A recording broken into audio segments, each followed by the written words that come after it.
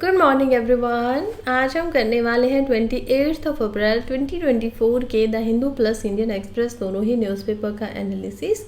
दोनों ही न्यूज़पेपर के अंदर हम कुछ कॉमन आर्टिकल्स को देख पाएंगे जिनको हम करेंगे केवल उसी न्यूज़पेपर से जिसमें भी वो ज़्यादा डिटेल से बताया गया होगा। इसके अलावा जो डिफरेंट आर्टिकल आते हैं, for example science and tech से यहाँ पर द हिंदू में न्यूज़पेपर जो है वो एक्स्ट्रा आर्टिकल्स छापता है, एनवायरनमेंट के कुछ एक्स्ट्रा आर्टिकल होते हैं। इंडियन एक्सप्रेस में हम देख पाते हैं हिस्ट्री, पॉलिटी एंड गवर्नेंस से रिलेटेड जो कि काफ़ी ज़्यादा मिलते हैं हमें और एक्स्ट्रा मिलते हैं। इकोनॉमी भी यहाँ पर इसका थोड़ा स्ट्रॉन्ग पोर्शन है। तो ये सब हम एक्स्ट्रा जो आर्टिकल है उनको करेंगे, खास करके जो भी यहाँ पर यूपीएससी के सिलेबस से रेलिवेंट होता है, ताकि कुछ भी हमारा करंट अफेयर में ना छूटे, करंट अफेयर की जो हमारी पकड़ है वो बिल्कुल मजबूत रह सके। शुरुआत करते हैं आज के पहले आर्टिकल के साथ में, जो कि है supreme court backs EVM rules out revival of paper ballots. Supreme court ने हमें कैसे पता चलता है कि फ्राइडे को जो इलेक्ट्रॉनिक वोटिंग मशीन का सिस्टम है पोलिंग के लिए, उसके ऊपर एक रिव्यू पेपर डाला गया था। अब उसमें क्या किया जा रहा था, कहा जा रहा था कि जो पिटीशन आई थी उसके अकॉर्डिंग इस पूरे इलेक्ट्रिक वोटिंग मशीन के सिस्टम को ख़त्म कर दीजिए और जो पेपर बैलेट्स होता है पहले की तरह जो पर्चे के ऊपर में यहाँ पर वोटिंग डाली जाती थी, जिनकी काउंटिंग होती थी, उसको दोबारा से रिवाइव कर दीजिए, दोबारा से उसका पुनर्जन्म यहाँ पर हो जाना चाहिए, पुनरागरण हो जाना चाहिए। अब सुप्रीम कोर्ट ने इस पे साफ साफ मना कर दिया है। कारण क्या बताया है? कारण सुप्रीम कोर्ट कहता है कि जो बैलेट पेपर सिस्टम होता है वो वेल नोन और डॉक्यूमेंटेड है, ये बात बिल्कुल ठीक है, लेकिन उसकी वीकनेस ये है, उसकी कमजोरी ये है कि हमारी जो इंडियन इलेक्ट्रोट है, लगभग यहाँ पर 97 करोड़ लोग जो वोट डालने के लिए आते हैं, वो एक बहुत ही बड़ा नंबर हो जाता है, वास्ट साइज हो जाता है। और जो नंबर ऑफ कैंडिडेट है वो भी काफ़ी ज़्यादा बड़े में, तो कितना बड़ा पेपर आप लेके आएंगे, कितनों के यहाँ पर नाम लिखेंगे। दूसरी बात हम देखेंगे, इतने बड़े लोगों को फिर काउंटिंग जो होगी उसके लिए यहाँ पर बार बार प्रॉब्लम आएगी। तीसरी बात हम देखेंगे कि ये पेपर जो बैलेट के लिए बनाया जाएगा उससे पेड़ वगैरह कटते हैं, तब हम पेपर जो है वो बना पाते हैं, तो एनवायरनमेंट को नुकसान होता है। तो हर जगह में ये एक प्रॉब्लमेटिक सिचुएशन है। हालांकि वो बेहतर है, कुछ कंट्रीज़, एडवांस कंट्रीज़ आज भी उसका इस्तेमाल कर रही हैं, लेकिन इंडिया के वास्ट साइज़ को देखते हुए, बड़े साइज़ को देखते हुए फ़िलहाल ईवीएम जो है वो सबसे ज़्यादा अच्छा हमें यहाँ पर दिखाई देता है कि yes, it is good to have EVM in our electoral system. Now supreme court अब जब बात करता है तो हम थोड़ा सा हिस्ट्री की तरफ चले जाते हैं। हम देखते हैं कि एक्चुअली में ये जो इलेक्ट्रिक वोटिंग मशीन है, जिसके ऊपर लगातार यहाँ पर 5-10 दिन से हम देख रहे हैं बहसें हो रही हैं, क्या इसको रखना चाहिए, नहीं रखना चाहिए, क्या ये सिस्टम के अंदर इंडल्ज होना चाहिए, क्या इसमें कोई यहाँ पर घोटाला तो नहीं हो जाता है, क्या 2019 का जो इलेक्शन था वो इनको हैक करके, इनको टेम्पर्ड करके यहाँ पर जीता गया था। ये सब बातें हमारे सामने आ रही हैं और इन सब बातों पे हम चर्चा कर चुके हैं ऑलरेडी, पहले के कुछ दिनों के न्यूज़पेपर को देखे तो। खैर, ये इंपॉर्टेंट इशू हो जाता है क्योंकि इशू कहाँ पे आ रहा है, जीएस पेपर 2 पॉलिटी में हम इसकी इंपॉर्टेंस को देख पाएंगे। और क्योंकि आज संडे का दिन है तो हम देख पाते हैं कि कैसे संडे जो होता है उस दिन बहुत ज़्यादा न्यूज़पेपर के अंदर आर्टिकल आते नहीं हैं, तो हम क्यों ना आज इसको पूरे अच्छे से समझ ले एक बारी। कुछ समय हमारा लगेगा, 5 से 10 मिनट हमारी इस पे जाएंगी। वैसे तो मंथली मैगजीन के अंदर भी हम इसको अच्छे से टॉपिक को समझ सकते हैं, लेकिन मंथली मैगजीन अभी ना आके कम से कम 15 से 20 दिनों के बाद आने वाली है। तब तक मैं आपको इसको एक बार अच्छे से समझा देती हूँ, सो दैट इससे अगर मेंस के अंदर सवाल आता है तो आप लोगों के अंदर इतनी कैपेबिलिटी हो जाए 2025 में आप इसके ऊपर प्रॉपरली मेंस का जो आंसर है वो लिख सकें। ईवीएम कब इंट्रोड्यूस हुई थी, चलिए ज़रा उसको समझते हैं। इलेक्ट्रिक वोटिंग मशीन जो है वो सबसे पहले 1982 के अंदर इंडिया में इंट्रोड्यूस की गई थी असेंबली के अंदर, और वो भी कहाँ आई थी, परावूर नाम की कॉन्स्टिट्यूएंसी थी केरला के अंदर। अब उसमें हम देखते हैं 123 बूथ इस कॉन्स्टिट्यूएंसी में रखे गए थे और उनमें से 50 बूथ के ऊपर हमने ईवीएम यानी कि इलेक्ट्रॉनिकल जो वोटिंग मशीन होती है, जो भी आपकी जिनकी एज 18+ हो चुकी है और वो लोग जिन्होंने कभी लाइफ में वोट किया हुआ है, तो मैं ज़रूर अभी कह सकती हूँ कि आप जिस एज ग्रुप में आपने वोटिंग मशीन को यहाँ पर देखा होगा कि वो किस प्रकार की दिखाई देती है। चलिए उसको ज़रा अच्छे से समझते हैं, इसके क्या क्या कंपोनेंट है और क्या क्या इसके हिस्से होते हैं। तो सबसे पहले ईवीएम यानी कि इलेक्ट्रिक वोटिंग मशीन जो है, और दूसरा यहाँ पर हिस्सा होता है वीवीपीएटी स्लिप। वीवीएटी स्लिप का मतलब होता है voter verifiable paper audit trial unit. अब इसका क्या मतलब है, चलिए ज़रा आगे बढ़कर समझते हैं। तो हिस्ट्री जो है ईवीएम की, पहली बात तो उसको 40 साल से ज़्यादा हो गए हैं। कब मैंने बताया, 1982 को मैंने बताया था, और आज हम इसकी बात कर रहे हैं 2024 में। तो 42 ईयर्स तक की हम इसकी हिस्ट्री को देख पा रहे हैं। इससे पहले समझते हैं कि ई वोटिंग क्या होता है। इलेक्ट्रॉनिकली आप किसी को वोट कैसे कर पा रहे हो। ई वोटिंग का मतलब होता है किसी इलेक्शन के अंदर में एक वोटर जो वोट देने गया है वो अपनी वोट को सिक्योर कर सकता है secret ballot electronically. Secret ballot क्या होता है, पहली बात तो आपके सिवा किसी को पता नहीं चलेगा कि आपने जो वोट की है वो किसको दी है, यानी कि सीक्रेटली छुप कर रहस्यमय तरीके से आप किसी वोट को दे पा रहे हैं। बैलेट का क्या मतलब होता है, यानी कि आपके सामने ये जो मशीन का आप भाग देख रहे हैं इसके ऊपर कैंडिडेट का नाम होता है, और यहाँ पर उनकी जो पार्टी है या उसका जो भी उसको चिन्ह मिला हुआ है, निशान जो मिलता है, पार्टी का सिंबल जो मिलता है वो यहाँ पर उनको होता है।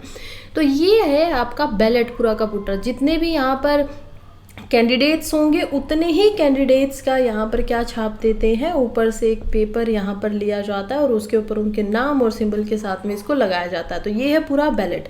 अब इसी के साइड में एक वीवीपीएटी मशीन भी होगी जिसका काम क्या होता है कि जब एक इंसान यहाँ पर वोटिंग डाल रहा है तो उसके बाद में उससे एक स्लिप बाहर निकलती है, और वो स्लिप को आप ले नहीं सकते हो। वो एक कांच के यानी कि एक ग्लास के पीछे होती है, और कुछ समय के बाद यानी 7 सेकंड का यहाँ पर समय लगता है, उसके बाद वो क्या होती है ऑटोमेटिकली कट के एक बॉक्स के अंदर चली जाती है। अब हम देखते हैं कि इनकोडेड पेपर बैलेट और इलेक्टोरल जो बैलेट होती है उसमें क्या क्या असर है, क्या क्या इसके डिसएडवांटेजेस हैं।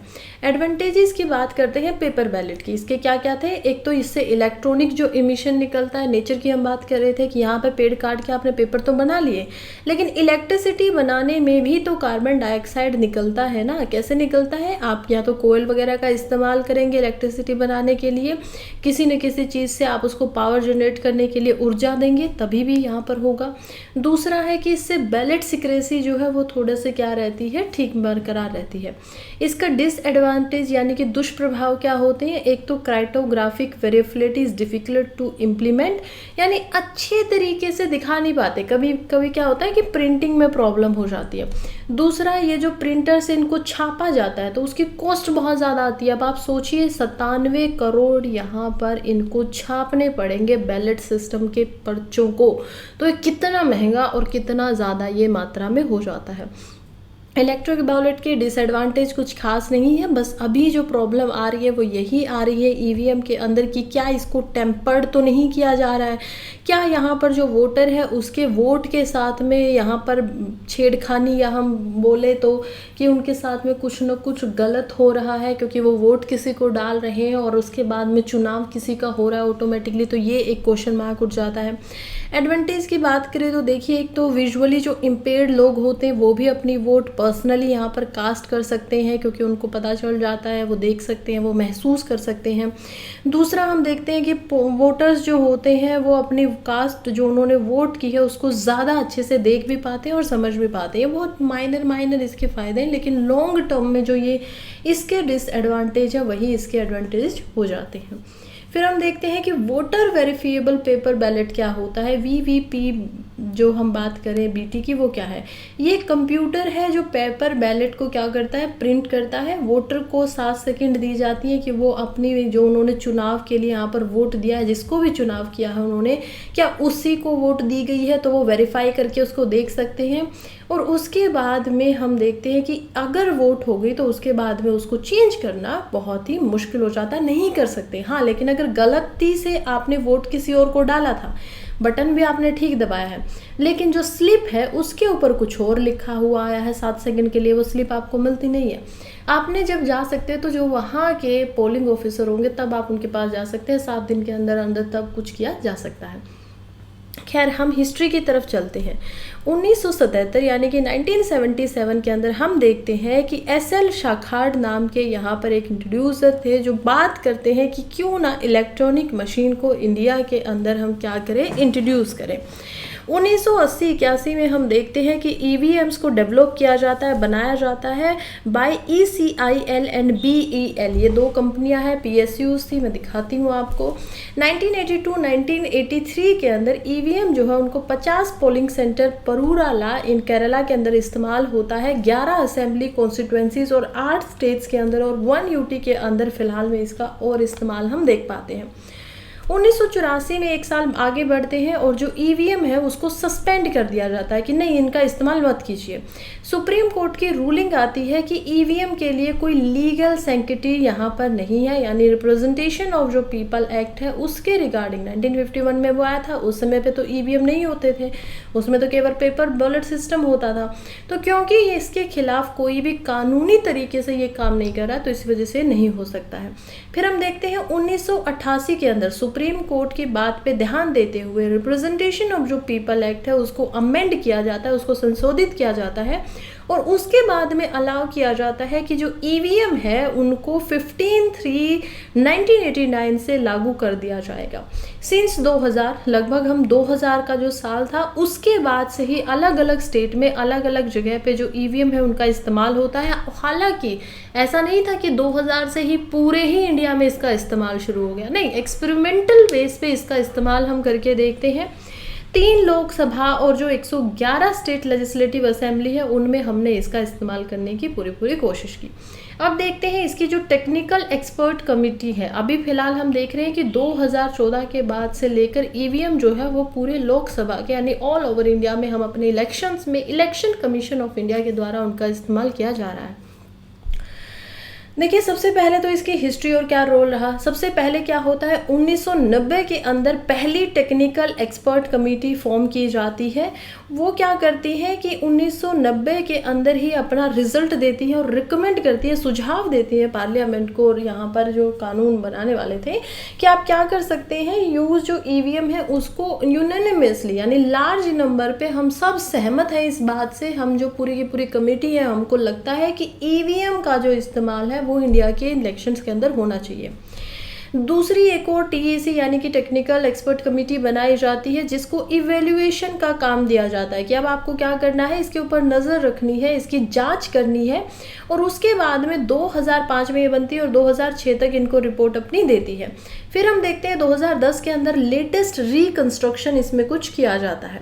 तो रोल क्या रहा है TEC का यानी टेक्निकल एक्सपर्ट कमेटी का। सबसे पहले तो उन्होंने जो टेक्निकल यहाँ पर एडवाइस होती है कि कैसे क्या क्या स्पेसिफिकेशन होंगी, क्या क्या डिज़ाइन होगा ईवीएम्स का, वो देने का इनका काम था।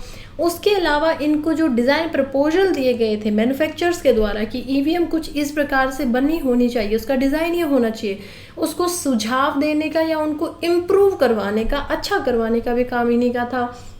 इनका काम था कि VVPAT जो है उसको भी ये ढंग से यहाँ पर मेंटोर कर सके, उसके डिज़ाइन को देखे, रिसर्च एंड जो डेवलपमेंट से रिलेटेड अगर इम्प्रूवमेंट करवाना है तो वो भी यहाँ पर बताए।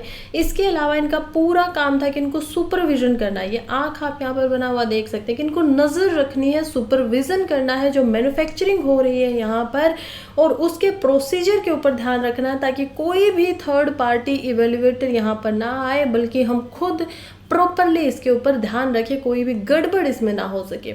और एट द एंड जो एग्जामिन कुछ कंसर्न निकल कर आएंगे कि क्या ईवीएम्स को टेम्पर किया जा सकता है, क्या ईवीएम्स को हैक किया जा सकता है, तो इससे रिलेटेड जो भी ये कंसर्न्स है इनके ऊपर भी क्या करना था, एग्जामिन करना जो था वो काम था TEC का। अब टेक्निकल सिक्योरिटी कैसे होती है, इसमें डिज़ाइन, प्रोसेस, एनवायरनमेंट तीनों आ जाते हैं। हम देखते हैं सबसे पहले तो जो प्रीमियम PSUs मैन्युफैक्चरर्स है उनको यहाँ पर लिया जाता है। मैंने आपको पहले ही बताया कि मैं बाद में आपको इनके बारे में डिटेल से बताने वाली हूँ कि कैसे ये जो 2 कंपनियाँ हैं ये इंडिया में यहाँ पर ईवीएम को आज हमारे सामने जो सक्षम उसका रूप है वो लाने में मदद करती है। पहले इसमें से थी वो थी यहाँ पर electronic corporation of India limited. हम देख पाते हैं ECIL को एक गवर्नमेंट ऑफ डिपार्टमेंट के अंदर ये आती है और आती भी है डिपार्टमेंट ऑफ एटॉमिक एनर्जी के अंदर। डिपार्टमेंट ऑफ एटॉमिक जो एनर्जी है वो यानी कि ये कैसी होगी, PSU होगी, पब्लिक सेक्टर यूनियन ये हो जाती है, गवर्नमेंट की ये कंपनी हो जाती है। दूसरी जो कंपनी है वो भी गवर्नमेंट कंपनी है क्योंकि इलेक्शंस की बात यहाँ पर चल रही है। जब दूसरी कंपनी को हम देखते हैं तो ये होती है भेल। अब भेल का क्या मतलब होता है, भारत इलेक्ट्रॉनिक्स। तो भारत इलेक्ट्रॉनिक्स जो लिमिटेड है वो आती है अंडर मिनिस्ट्री ऑफ डिफेंस के। दोनों पीएसयूज जो है वो मैन्युफैक्चरिंग का काम करती हैं, और जो भी सेंसिटिव इक्विपमेंट है जिनको भी यहाँ पर सेफ्टी से रिलेटेड लगाना था, सिक्योरिटी प्रोटोकॉल थे, उन सब को यहाँ पर निभाया जाता है। फिर इसका डिज़ाइन फीचर क्या बनाया जाता है, अब यहाँ पर आप आराम से समझिए। ये जो है ये एक मशीन है, इसे इसका बैलेट सिस्टम है, जहाँ पर जो वोटर होता है वो क्या करता है, वोट देता है। ज़रा ध्यान से इसको यहाँ पर आप लोग देख लीजिए। इसमें क्या करते हैं, सबसे पहले तो ये जो मशीन है ये स्टैंड अलोन मशीन होती है, अकेली होती है। दूसरा, इस बात का पूरा ध्यान रखा गया क्योंकि इसको टेम्पर किया जा सकता था, राइट। हर कोई क्या चाहते हैं, बूथ हमने कैप्चरिंग देखी थी, बैलेट पेपर जो होते थे, सबसे बड़ी उसकी डिसएडवांटेज ही क्या था कि लोग क्या करते थे, बूथ को कैप्चर कर लेते थे जहां पर वोट करना आते। अब लोगों को बोला जाता कि हमारे सामने इन पेजेस के ऊपर क्या करो, यहाँ पर वोट करो और यही वोट आपको डालनी होगी। लेकिन अब जो है वो बूथ कैप्चरिंग इंडिया के अंदर बिल्कुल से बंद ही हो गया है जब से इलेक्ट्रिक वोटिंग मशीन आई है, क्योंकि आप चाह कर भी यहाँ पर टेम्परमेंट जो है वो नहीं कर सकते। दूसरी बात, इसको डिज़ाइन करते समय इस बात का पूरा ध्यान रखा गया है कि कोई भी रेडियो फ्रीक्वेंसी ट्रांसमिशन इसके अंदर ना लगाया जाए, ना ही कोई रिसेप्शन हो, ना ही कोई वायरलेस कम्युनिकेशन जो है वो पॉसिबल हो पाए। ऐसा ना हो कि कोई भी कहीं से भी बिना तार लगाए, बिना वायर के, बिना यहाँ पर आए, प्रेजेंट हुए फिजिकली, इसके अंदर कुछ डाल सके, यानी कि ऐसा कभी नहीं होना चाहिए। तो अभी भी सुप्रीम कोर्ट की जो जजमेंट आई थी वो क्या कह रहे थे कि ये कैलकुलेटर की तरह है, इसको एक्सटर्नली बाहर से कोई भी हैक नहीं कर सकता, इसमें छेड़छाड़ नहीं की जा सकती है। दूसरा, इसमें सबसे पहले क्या बनाया गया, वन टाइम प्रोग्राम बनाया गया, एक ऐसी चिप बनाई कि केवल आप उसको एक ही बार में इस्तेमाल कर सको, यानी बूथ में जो उसका इस्तेमाल हो रहा है केवल तभी उसका इस्तेमाल होगा, वोटिंग खत्म होने के बाद भी आप उसमें बदलाव नहीं कर सकते हैं। तीसरा, हम देखते हैं कि कीपैड भी जो है वो भी डायनेमिक बनाए गए हैं। डायनेमिक से क्या मतलब है कि यहाँ पर जब तक इसके अंदर ऐसा नहीं होता है कि पहली पार्टी को अक्सर ए ही मिलेगा। देखिए, ये जो दिया गया है ये इसके अंदर ऐड किए जाते हैं और ये रेंडमाइजेशन होता है। हर मशीन के अंदर हम देखते हैं उनकी पार्टी कोई फिक्स नहीं है, उन्हें नहीं पता होता कौन सा बॉक्स उनका है। डायनेमिक है, ये बिल्कुल अलग अलग कीज़ है, उसके ऊपर कुछ लिखा भी नहीं है, केवल सामने आप लिखा हुआ देख पाएंगे, तो पहले गड़बड़ होने की संभावना ही खत्म हो जाती है। और एट द एंड हम देखते हैं कि इसके अंदर रियल टाइम क्लॉक दिया गया है ताकि टाइम और डेट जो है वो की के साथ में यहाँ पर मैच हो सके। उसके बाद हम देखते हैं कि डेवलपमेंट प्रोसेस के अंदर क्या क्या सिक्योरिटी ध्यान दी गई। अब इसका जो सॉफ्टवेयर है उसको डिज़ाइन और अप्रूव किया गया है टीईसी के द्वारा, जो कि नेवर सब कॉन्ट्रैक्टेड है, यानी कि उसको कभी भी आप ऐसा नहीं कर सकते अंदर जाकर कि किसी और को वो मिल जाए। अब सॉफ्टवेयर की जो वैलिडेशन है वो की गई थी सिस्टम रिक्वायरमेंट स्पेसिफिकेशन के तहत में, जो कि एक इंडिपेंडेंट टेस्टिंग ग्रुप है। ऐसा नहीं है वो सरकार का है कि गवर्नमेंट जो चाहती है वही हो जाएगा, ऐसा नहीं है, कोई पॉलिटिकल पार्टी नहीं करिए। इंडिपेंडेंट टेस्टिंग ग्रुप है, इन्होंने इसकी वैलिडेशन की, कहा कि हाँ सॉफ्टवेयर जो है उसको हैक नहीं किया जा सकता है या उसमें बदलाव नहीं किए जा सकते हैं।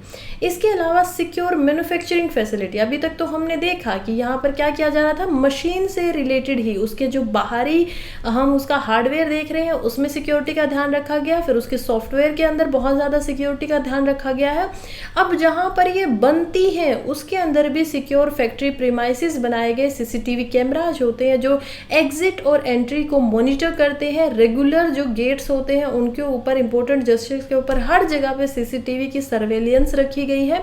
इसके अलावा जो भी यहाँ पर मोबाइल, लैपटॉप, यूएसबी वगैरह है उनको लेकर अंदर यहाँ पर जहाँ पर ईवीएम बनती है, मैन्युफैक्चर होती है, जहाँ पर उनका उत्पादन होता है वहाँ पर उनको एंट्री मिलती ही नहीं है। तो ये भी इसका एक हम सिक्योरिटी फीचर देख सकते हैं। फिर मैन्युफैक्चरिंग फैसिलिटी के अंदर सिक्योरिटी क्या है, फिजिकल सिक्योरिटी जिसमें सीसीटीवी सर्वेलेंस होता है, फिर वेल डिफाइंड कैलिब्रेटेड प्रोसेस है जिसमें ईवीएम का मैन्युफैक्चरिंग है, यानी कि 1 से लेके 10 स्टेप तक आपको सब कुछ अच्छे से बताया हुआ है कि कैसे आपको इनको उठाना है, कैसे इसको मैन्युफैक्चर करना है, हर चीज़ कैसे होगी, स्टेज वाइज होगी, वेल डिफाइंड होगी, बहुत अच्छे से बताई गई है। 3 लेवल की फिजिकल एक्सेस है वेरियस स्टेसिस प्रोसेसेस के ऊपर, कैसे आपको यहाँ पर कैसे इसको देखना, आप देख पाएंगे कर्मचारी जो है, वर्कर्स जो है वो यहाँ पर इनके साथ में काम कर रहे हैं। डाटा और जो प्रोसेस डाटा होता है वो चीज़ें मैन्युफैक्चरिंग के टाइम पे भी हम देखते हैं कि कैसे यहाँ पर लोग जो है वो नहीं की जाती है। थर्ड पार्टी टेस्टिंग जो होती है वो स्टैंडर्ड और क्वालिटी के तहत पे करवाई जाती है TEC यानी कि टेक्निकल एक्सपर्ट कमेटी के द्वारा। अब इवोल्यूशन की बात करते हैं तो ये टेक्नोलॉजी जो है इसमें सुधार भी आया है। 2006 से पहले इसका M1 मॉडल काम करता था जिसमें one time programmable micro controller यहाँ पर लगाया जाता था। स्टैंड अलोन मशीन होती थी, अलग से एक ही जगह पे खड़ी हुई है, उसको डब्बे के अंदर आप देख सकते हैं कैसे ये जो इलेक्शन कमीशन के ऊपर यहाँ पर पोलिंग ऑफिसर होते हैं, स्टेशन ऑफिसर होते हैं, वो क्या करते हैं एक बॉक्स लेकर यहाँ पर आते हैं। फिर हम देखते हैं 2006 से 2010 के अंदर M2 वर्जन लाया जाता है। अब इसको आप कंपेयर कर सकते हैं अलग अलग फ़ोन्स जो आपने खरीदे होंगे, तो आप फ़ोन्स में देखते हैं ना, कभी हम देखते हैं iPhone 13 आ रहा है, कभी हम देखते हैं iPhone 15 आ रहा है, 14 आ रहा है, तो प्रो आ रहे हैं। तो ये वही है कि टेक्नोलॉजी के अंदर थोड़ा बदलाव कर दिया गया है।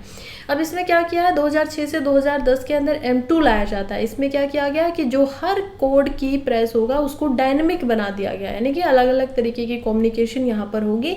रियल टाइम जो क्लॉक है वो इसमें सेट कर दी गई। टाइम स्टैंपिंग की प्रेसेस हो गया कि टाइम के साथ साथ में जो आप की आपने प्रेस किया तो उसको भी क्या किया जा रहा है, काउंट किया जा रहा है। उसके बाद आता है 2013 और अब आती है M3 टेक्नोलॉजी। इसके अंदर एक डिजिटल सर्टिफिकेट बनाना शुरू कर दिया गया, यानी हर कॉम्पोनेंट जो भी चीज़ यहाँ पर लगा हुआ है, जो भी उपकरण यहाँ पर इस्तेमाल हुआ है, उसका एक डिजिटल सर्टिफिकेट बनाया जाता है। ऑटोमेटिक सेल्फ डायग्नोसिस जो है वो इसके अंदर डाल दिया गया कि अगर कोई खराबी आती है, कुछ भी प्रॉब्लम होती है तो ऑटोमेटिकली खुद को ही खुद से यहाँ पर डायग्नोस कर सकती है।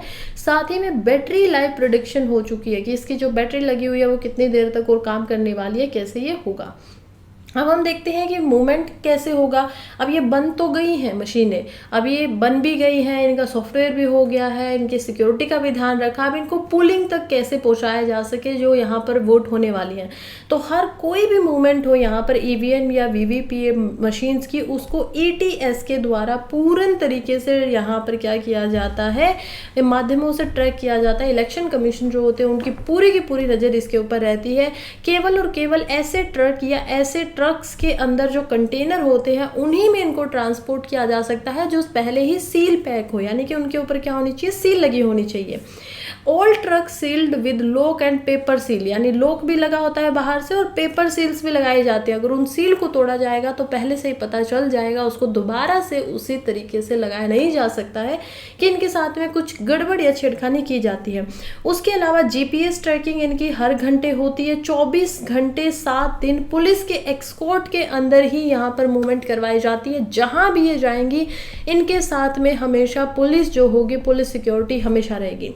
पॉलिटिकल पार्टीज़ को पहले ही इन्फॉर्म कर दिया जाता है कि कब इनकी ओपनिंग होने वाली है, क्या इनकी स्टॉकिंग है, कहाँ पर इनको बेचा जाएगा, जब शिफ्टिंग वगैरह कर रहे हैं, और पूरे प्रोसेस के अंदर, ताकि कोई भी पॉलिटिकल पार्टी ऐसे बीच में आके कुछ गड़बड़ वगैरह ना करे या वहाँ पर दिखे ना, राइट। वीडियोग्राफी की जाती है पूरे शिफ्टिंग प्रोसेस की। ये सब सिक्योरिटी होने के बाद में भी एक वीडियोग्राफर जो होता है वो 24 जब तक यहाँ पर कोई भी ट्रांसपोर्ट हो रहा है तब तक उसकी वीडियोग्राफी होती रहती है। एडमिनिस्ट्रेटिव क्या क्या सेफगार्ड किए जाते हैं, तो हम देखते हैं कि यहाँ पर एडमिनिस्ट्रेटिव जो लेवल होता है उस तरफ पे एक्टिव पार्टिसिपेशन होता है पॉलिटिकल पार्टीज कैंडिडेट का पूरे प्रोसेस के अंदर में। ओपनिंग और जो सीलिंग होती है EVM वेयर हाउसेज की, स्टोरेज रूम्स की, वहाँ पर इनका ध्यान रखा जाता है। पहले लेवल की चेकिंग करवाई जाती है, कैंडिडेट्स को यहाँ पर बैठाया जाता है, उनसे चेकिंग होती है कि आप डाल के देखिए सब कुछ मशीन ठीक से काम कर रही है नहीं कर रही है। Mock poll and revise mock poll result निकाल कर आते हैं। अब आपने मॉक टेस्ट दिए होंगे, मैंने आपको बोला है ना कि हमेशा क्या करना चाहिए, मॉक टेस्ट देने चाहिए हमें जब हम किसी सब्जेक्ट की तैयारी कर रहे हैं। तो वो क्या होता है कि वैसा ही माहौल बना के हमें वैसा ही टेस्ट देने की कोशिश करनी है। तो यहाँ पर मॉक पोल कराते हैं, यानी कि मॉक यहाँ पर जो एक हम बोल सकते हैं कि असली वोट से पहले वैसा ही माहौल बना के वोटिंग कराई जाती है ताकि सब कुछ हमें अच्छे से पता चल सके कि ये काम कर रहा है नहीं कर रहा है। उसके बाद में इनको पॉल जो स्टेट बाय होती है कमीशन के द्वारा, उनके द्वारा इनको पॉल्स के थ्रू में भेजा जाता है। पहले इनको कहाँ भेजा जाता है, स्टेट गवर्नमेंट्स के पास में भेजा जाता है, फिर वो क्या करती है यहाँ पर इनको पॉल जो यहाँ पर लिए गए हैं उन तक भेजते हैं। आप देख पाएंगे कि ऐसे ट्रक के अंदर इनको रख के यहाँ पर पुलिस वालों को देखा जा सकता है। अब डीईओ जो होते हैं वो इनको रिसीव्ड करते हैं और पर्सनली इनको स्टोरेज के अंदर सिक्योरिटी के साथ में रखवाते हैं। ईवीएम की ट्रैकिंग होती रहती है लगातार और मैनेजमेंट जो है नेशन वाइड इनका ध्यान रखा जाता है। फर्स्ट लेवल चेकिंग के अंदर हम देखते हैं यानी कि FLC फर्स्ट लेवल चेकिंग जो प्रेजेंट है रिप्रेजेंटेटिव की पॉलिटिकल पार्टीज की उनके सामने होती है, ताकि उनको कोई ऐसा ना लगे कि कुछ गड़बड़ की यहाँ पर संभावना। अब आप ही मान लीजिए खड़े हुए हैं इलेक्शन के अंदर में और आपको लगता है कि क्या हो रहा है, ईवीएम के अंदर कुछ गड़बड़ है, हो सकता है मुझे हरा दिया जाए, तो इसी वजह से आप चाहेंगे ना कि जो भी मशीन यहाँ पर आई है पहले उनकी चेकिंग हो। वही यहाँ पर किया जाता है, सभी रिप्रेजेंटेटिव्स को बुलाया जाता है पॉलिटिकल पार्टीज के और उनको दिखाया जाता है कि देखिए आप अच्छे से इसको चेक कर लीजिए, हम आपके सामने मॉक पोल करके दिखा रहे हैं। फुल्ली सैनिटाइज्ड होता है पूरा का पूरा जो प्रोसेस होगा, इसकी वीडियोग्राफी मिलेगी, पूरी सिक्योरिटीज में रहेगी, फुल फंक्शनैलिटी और जो बिहेवियरल चेक होगा वो पूरा का पूरा मशीनों का यहाँ पर किया जाता है।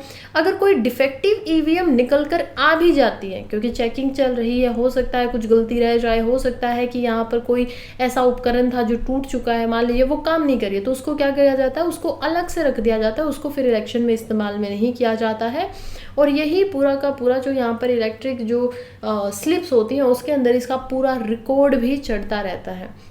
FLC का प्रोसेस यहाँ पर हम डायग्राम के थ्रू भी देख सकते हैं, यानी फर्स्ट लेवल चेकिंग क्या होती है। सबसे पहले कंप्लीट फिजिकल चेकअप होता है, स्विचेस वगैरह, केबल वगैरह, इन सब चीज़ों को जो वायर होते हैं उन सबको यहाँ पर चेक किया जाता है। दूसरे नंबर पे मॉक पोल करवाए जाते हैं। तीसरे नंबर पे 1200 से ज़्यादा यानी 1% जो वोटिंग होती है उनको करवा के देखते हैं। फिर दूसरे लेवल में 1000 लोगों से यहाँ पर मॉक पोल करवाते हैं, फिर 2% निकालते हैं और इस तरीके से हर वोट को क्या निकाला जाता है, VVPAT भी निकाली जाती है, स्लिप यहाँ पर निकाली जाती है उस मशीन के थ्रू।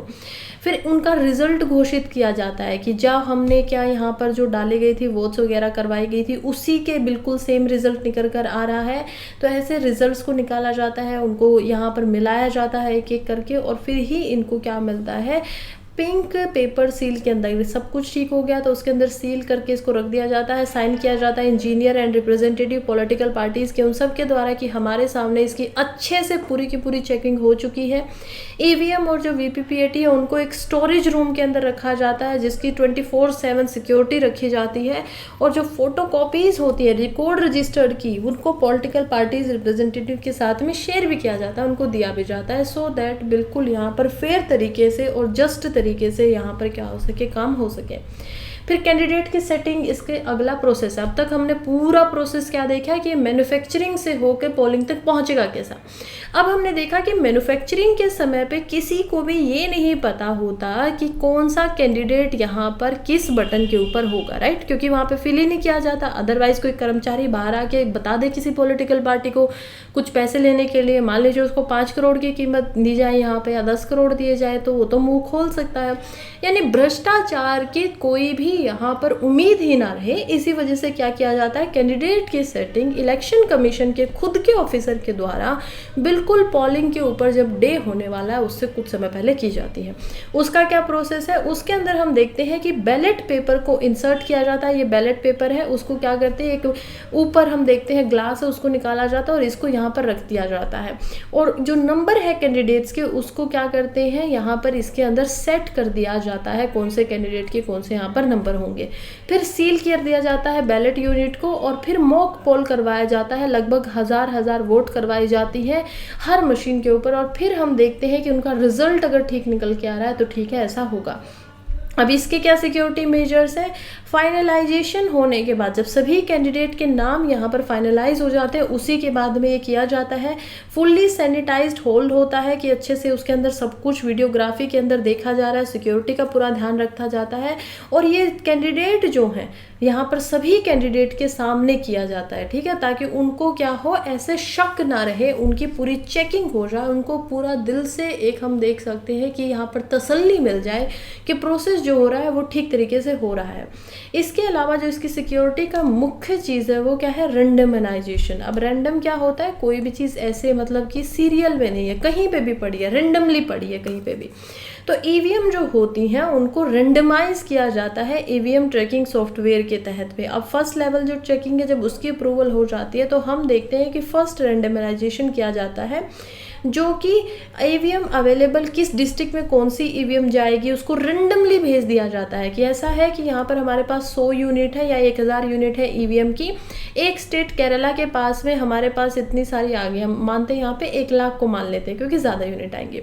अब हमने क्या किया, केरला ने क्या किया है कि इसकी डिस्ट्रिक्ट में अलग अलग को कुछ नहीं पता था अभी तक कौन सी किस डिस्ट्रिक्ट में जाएगी, कौन से कैंडिडेट, इसमें क्या किया जाता है, रेंडमली किसी को भी किसी भी डिस्ट्रिक्ट में भेज दिया जाता है ताकि किसी को भी ना पता हो कि कौन से नंबर के ऊपर यहाँ पर क्या, और पहले से कोई किसी को ना बता सके।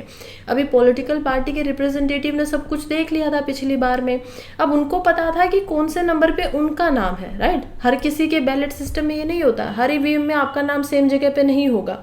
अब अगर वो उनको ये भी पता चल जाए कि किस डिस्ट्रिक्ट के अंदर या किस बूथ के ऊपर ये ईवीएम मशीन लगेगी, तो वो पहले ही लोगों को वहाँ पर बता देंगे, अच्छे से सबको यहाँ पर तैयार किया जा सकता है। अगेन कुछ ना कुछ प्रॉब्लम हो सकती है, अगेन कुछ ना कुछ फ़ायदा उठाया जा सकता है। इसीलिए इन सब की एक ही जगह पर नंबर वाइज करके फिर इनको रेंडमली कहीं पे भी भेज दिया जाता है किसी भी डिस्ट्रिक्ट के अंदर।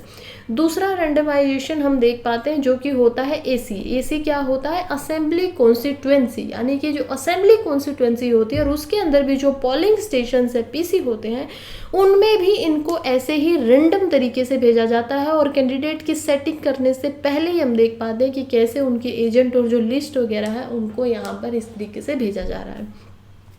अब रेंडमाइजेशन को आप एक मैप से भी समझ सकते हैं, माइंड मैप मैंने आप लोगों के लिए बनाया। इसमें क्या कर सकते हैं, पहले रेंडमाइजेशन जो हो रहा है वो डिस्ट्रिक्ट पे हो रहा है, बहुत सारी ईवीएम मशीन थी, उसको डिस्ट्रिक्ट से एक जो यहाँ पर असेंबली कॉन्स्टिट्यूएंसी है, पता नहीं इनमें से कौन सी यहाँ पर जाएंगी, जो इसमें जाएंगी, फिर 2 में भेजेंगे, फिर 3 में भेजेंगे। फिर हम देखते हैं कि इनमें से भी पता नहीं कौन से पोलिंग स्टेशन के ऊपर कौन सी ईवीएम यहाँ पर जाएगी, जस्ट उनको रेंडम तरीके से निकाल कर ऐसे पहले ही बिल्कुल भी सुनिश्चित नहीं किया जाता है। यही चीज़ है जो इसकी काफ़ी बड़ी फाउंडेशन यानी कि नींव है सबसे बड़ी इसकी सुरक्षा के अंदर। पहला रेंडमाइजेशन जो होता है उसके बारे में किसी को भी नहीं पता है कि वो कौन सी असेंबली कॉन्स्टिट्यूएंसी में जाएगी। नॉमिनेशन जो फाइनलाइज हो जाता है, सीक्वेंस जो हो जाता है नेम्स का पेपर के ऊपर, उसको भी किसी को नहीं पता होता कि किस सीक्वेंस में आएंगे, यहाँ पर पहले मिस्टर ए आएंगे या मिस्टर बी आएंगे फिर मिस्टर सी आएंगे, ऐसे नहीं आता है। जब तक सेकंड रेंडमाइजेशन होता है तब तक किसी को नहीं पता होता कि ईवीएम किस पोलिंग स्टेशन पे जाएगी। और फिर इसके बाद आता है थर्ड स्टेज रेंडमाइजेशन जो कि होता है पोलिंग स्टेशन ऑफिशियल्स का, यानी ऑफिशियल्स का भी पहले नहीं पता होता है कि वो किस यहाँ पर पोलिंग स्टेशन के ऊपर उनकी ड्यूटी लगेगी। ये क्या बना देते हैं कि ऑफिशियल्स को भी इस चीज़ की जानकारी ना रहे। फिर पोल डे का भी एक मॉक पोल किया जाता है, जब एक्चुअल वोटिंग प्रोसेस शुरू होने से पहले एक मॉक पोल किया जाता है 50 वोट के ऊपर यहाँ पर कैंडिडेट और उनके एजेंट्स के द्वारा, ताकि हम देख सकें कि प्रोसेस सही से काम कर रहा है नहीं कर रहा है। मॉक पोल का जो डाटा होता है उसको मिटा दिया जाता है एजेंट्स के द्वारा जो यहाँ पर बैठे हुए हैं। और उसके बाद में जो प्रिसाइडिंग ऑफिसर है वो मॉक पोल सर्टिफिकेट इशू करता है, साइन करता है। कैंडिडेट जो होते हैं पॉलिटिकल पार्टीज के वो भी साइन करते हैं कि हाँ हम बिल्कुल ठीक है यहाँ पर। और उसी के बाद में जो पोल चेक होती है वो यहाँ पर कराया जाता है। अब पोल चेक के ऊपर भी हम देखते हैं पोलिंग एजेंट्स होते हैं जो कि इन पर ध्यान रखते हैं, पूरा का पूरा फोर्सेस यहाँ पर होती है ताकि गड़बड़ ना हो सके। CARPF, micro observer, webcasting, CCTV, ये सब यहाँ पर करवाया जाता है। फ्रीक्वेंटली हम देखते हैं कि जो सीनियर या सेक्टर ऑफिसर्स होते हैं वो भी आके यहाँ पर क्या करते हैं, एक आध बार चेकिंग करने के लिए आ जाते हैं। 2 आवर के अंदर यहाँ पर वोट्स जो होती हैं पोल्स की उनकी रिपोर्टिंग होनी होती है, यानी कि आप उनको क्या करना है कि 2 आवर के अंदर ट्रांसपोर्ट करके उसको रिपोर्ट करके डिस्ट्रिक्ट के हेड तक पहुँचाया जाए।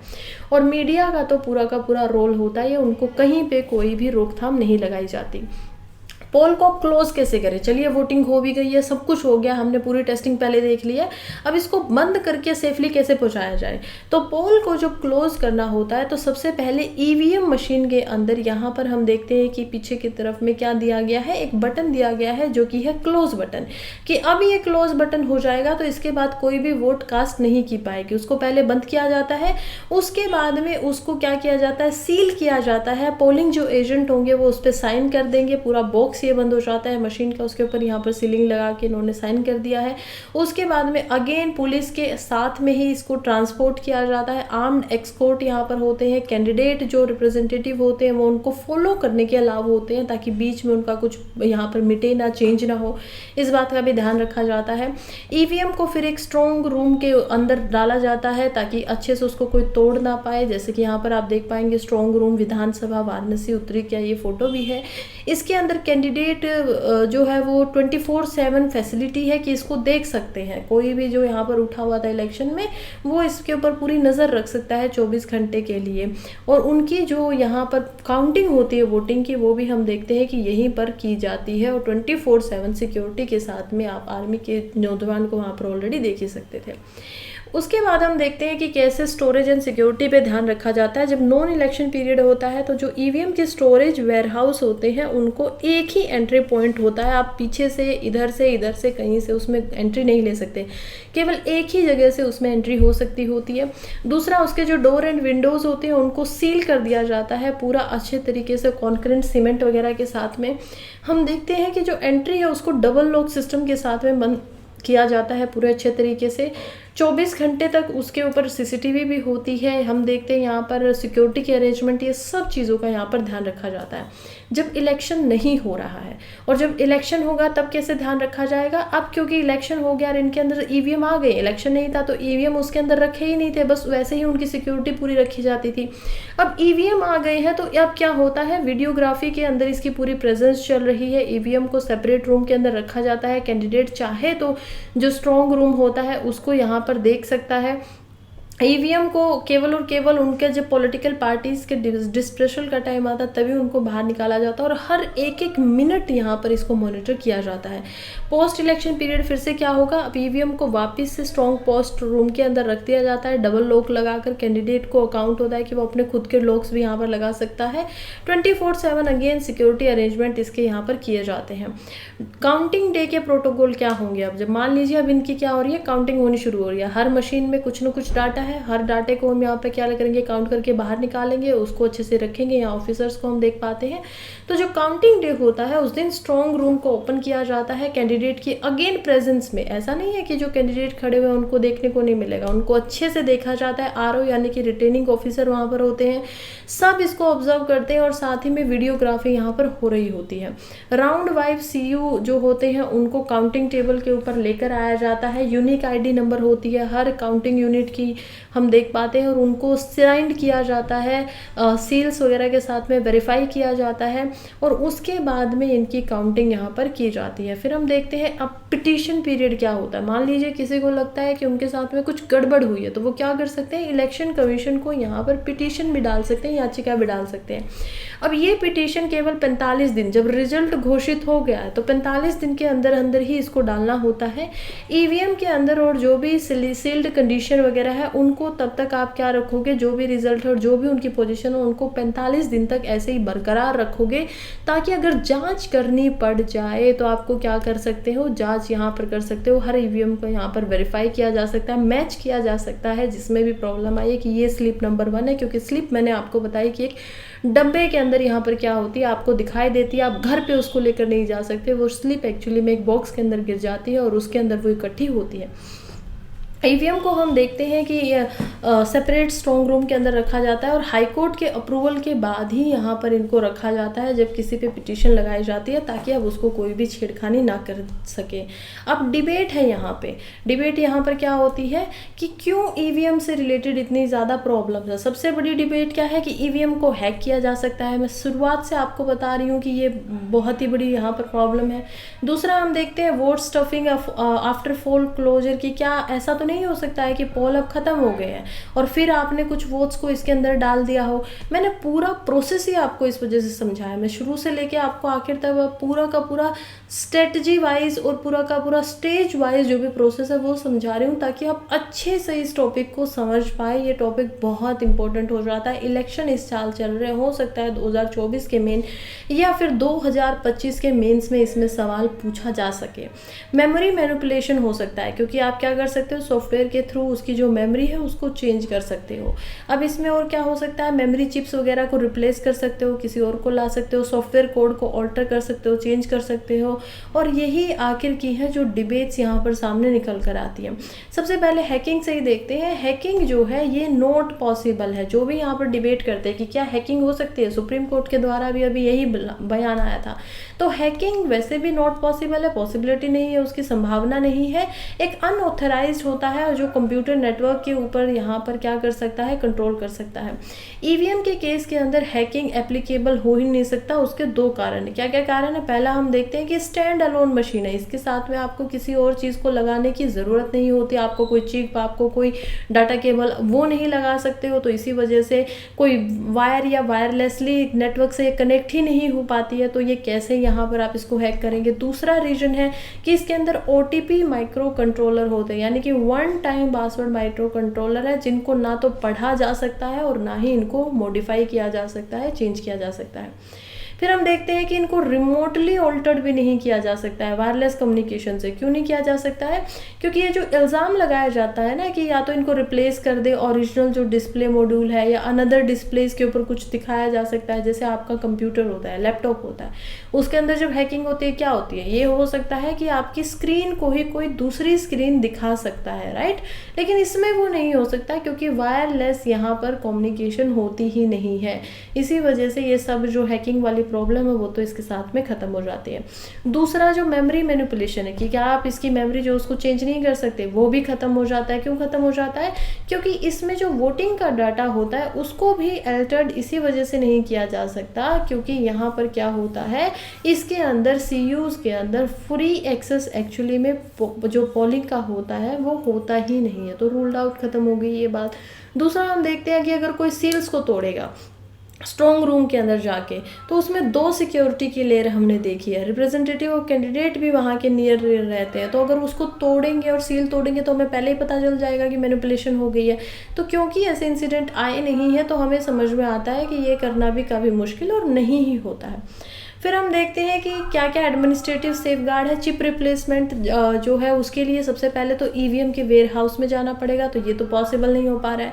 दूसरा हम देखते हैं कि फर्स्ट लेवल की चेकिंग के अंदर, क्योंकि यहाँ पर सबके सामने चेकिंग की जाती है, तो उस समय पे भी चिप्स को चेंज नहीं किया जा सकता है, और ये सब चीज़ें यहाँ पर ख़त्म हो जाती हैं। फिर टेक्निकल सिक्योरिटी की बात करते हैं, तो वहाँ पर भी जो EVM होते हैं उनके माइक्रो कंट्रोलर या मेमोरी को चेंज करना यूजेबल ही नहीं होगा, क्योंकि अगर मान लीजिए हाइपोथेटिकली किसी ने कर भी दिया तो भी, क्योंकि इसको ऐसी मशीन है जिसके अंदर एरर मोड आ जाएगा, यानी आपने निकाल भी दिया तो एरर मोड आ गया। अब आप उसको दोबारा कोई दूसरी चिप डालेंगे भी तो भी वो मैन्युफैक्चर ही इस तरीके से किया गया है कि उसमें एरर मोड ही दिखाता यहाँ पर रहेगा।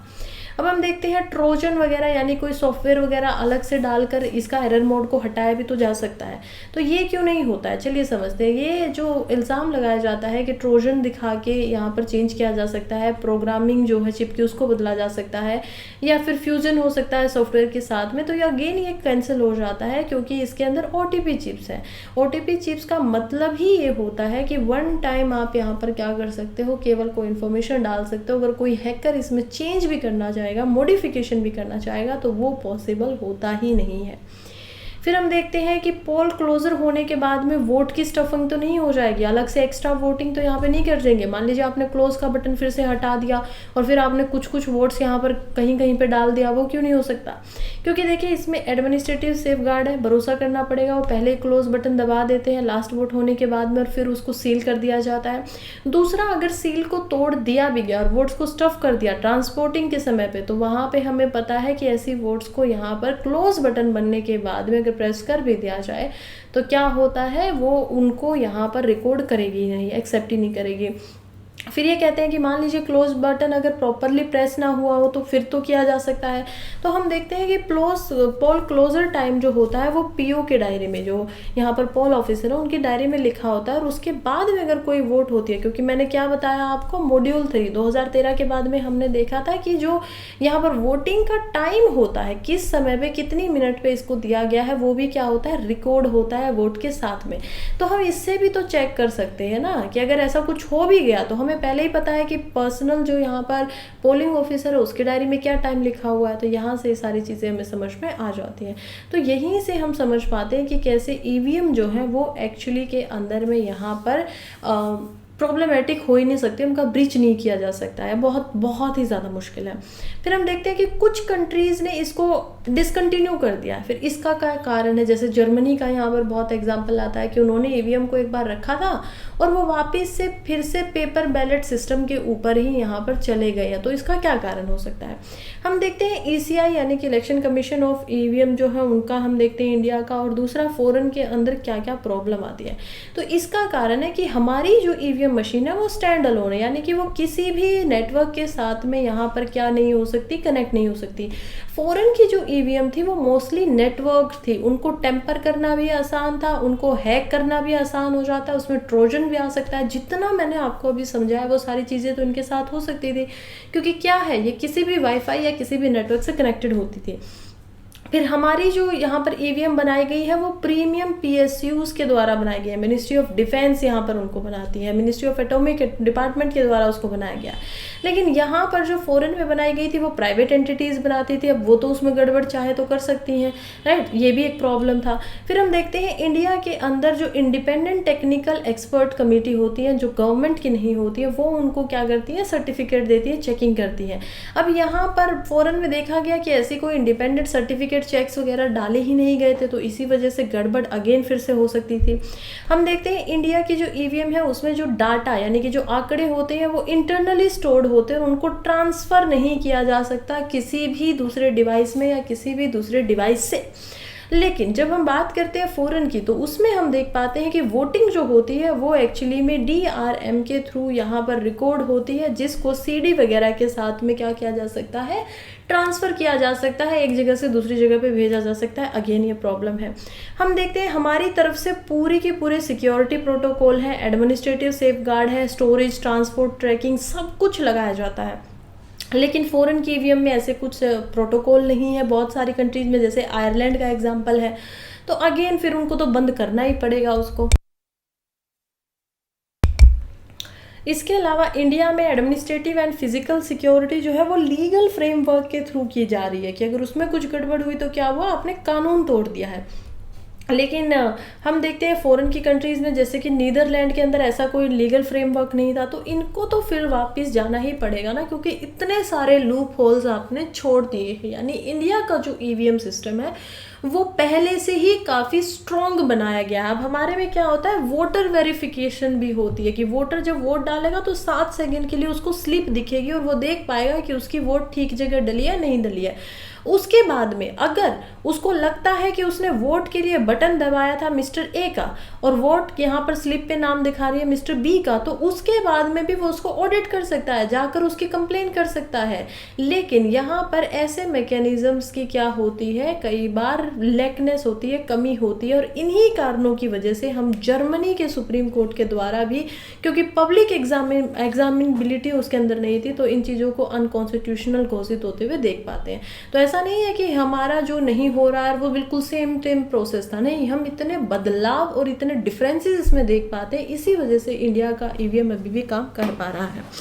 अब कंट्री स्पेसिफिक डिटेल देखें तो जर्मनी में जो ई वोटिंग मशीन्स होती हैं उनको NEDAP के द्वारा, एक कंपनी है वहाँ पर, उसके द्वारा बनाई गई। 2005 से 9 तक उसका इस्तेमाल होता था, लेकिन फिर उसका क्रिटिसिज्म हुआ। हमने कारण देखिए, उनका जो फेडरल कॉन्स्टिट्यूशनल कोर्ट था जर्मनी का, उसने ऑर्डर दिया कि अब से ये मशीन जो है वो एक्चुअली में कुछ कारणों की वजह से बंद हो जा रही है। पहला कारण क्या था कि ये जो principle public nature of election है, आर्टिकल 38 के अंदर उनके लिखा हुआ है बेसिक लॉ में, उसको तोड़ता है। और दूसरा यही था कि क्योंकि यहाँ पर जो सिटीजन है वो एक्चुअली में अपनी वोट को चेक ही नहीं कर सकते हैं, तो इसी वजह से ये भी एक यहाँ पर प्रॉब्लम थी। फिर हम देख पाते हैं कि नीदरलैंड्स के अंदर भी यहाँ पर 2 कारण है। 2007 में उन्होंने अपनी इलेक्ट्रिक वोटिंग मशीन को ख़त्म कर दिया, 1990 से 2007 तक उनके यहाँ पर ये होती थी। और उनका रीज़न जो था वो यही था कि नीदरलैंड के अंदर टेक्निकल जो नॉलेज है वो एक्चुअली में इनसे रिलेटेड कम थी और इसी वजह से इनको बंद किया जा रहा है। उसके बाद हम देख पाते हैं कि कैसे नीदरलैंड के अंदर यहाँ पर टेक्निकल जो वेंडर होते थे वो डिसीजन मेकिंग का एक प्रोसेस था और मिनिस्ट्री के इस पोजीशन में नहीं थी कि वो इसको अच्छे से ओवरसाइट कर सके। आयरलैंड के अंदर हम देखते हैं केवल 2 साल के लिए ही ईवीएम जो है वो काम करती है और इन मशीन का इस्तेमाल किया जाता है, लेकिन इनके इंडिपेंडेंट होने के लिए इसके ऊपर एक कमीशन बिठाया गया। जो कमीशन जो होते हैं उसका नाम ही था secrecy, accuracy and testing of chosen electronic voting system. ये इस नाम से होते हुए उन्होंने भी इलेक्शन में इसको इस्तेमाल नहीं किया जा सकता यही सुझाव दिया और उनके सुझाव के बाद में इसको बंद कर दिया गया। इन्होंने बोला टेक्निकल हमारे यहाँ पर सेफगार्ड अच्छे नहीं है, हमने तो अपना पूरी डिटेल में समझा, हमारा तो अच्छा काम कर रहा है। इनका भी independent end to end testing वगैरह की कमी थी और इस वजह से ये भी इसको बंद कर सकते हैं। फिर यूएस की बात करें तो 2000 के अंदर यूएस में भी वोटिंग मेथड के ऊपर डिस्प्यूट आ जाता है प्रेसिडेंशियल इलेक्शंस के अंदर और जो वोटिंग मेथड है उसको रिव्यू किया जाता है।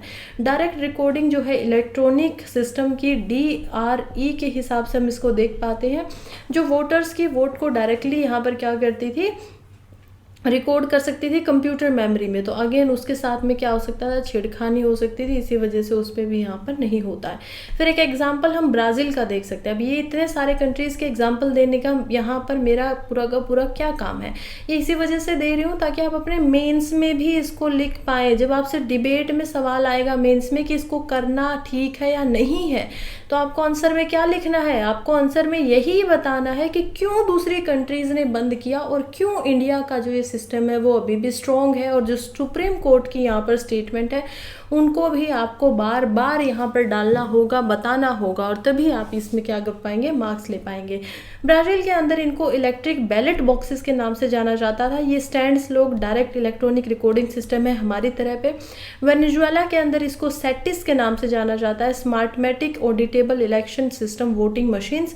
और ये लगातार हम देखते हैं कि पूरे तरीके से 2004 से वहाँ पर काम में अभी भी चल रही हैं। अब हम देखते हैं कि एप्रीहेंशन वर्सेस कॉन्फिडेंस, यानी कि एक शक भी होता है और थोड़ा भरोसा भी आता है। क्यों? अब हम इसमें देख पाते हैं कि कमीशन की जब इंक्वायरी होती है तो यहाँ पर भिंड फाइंडिंग की जाती है कि 4 बटन्स को बीयू के द्वारा प्रेस किया जाता है। बटन नंबर 3 हैंडपंप था राजूपाल जी का, ऐसे ऐसे करके।